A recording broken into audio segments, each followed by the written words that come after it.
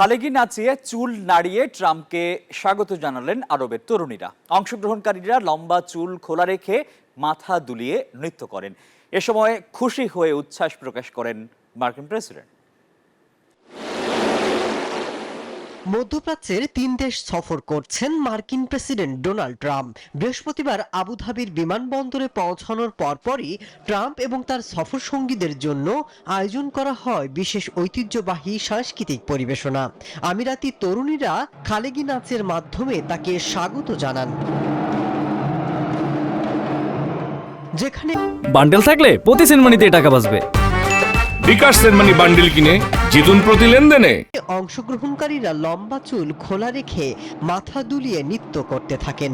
এ সময় ট্রাম্পও উচ্ছ্বাস প্রকাশ করেন, জানান দারুণ লাগছে। খালেগি বা খালেজি হলো পারস্য উপসাগরীয় দেশ ইরাক, সৌদি আরব, কুয়েত, ওমান, বাহরাইন, কাতার এবং সংযুক্ত আরব আমিরাতের আধুনিক রীতি এবং ঐতিহ্যবাহী লোককাহিনীর মিশ্রণ।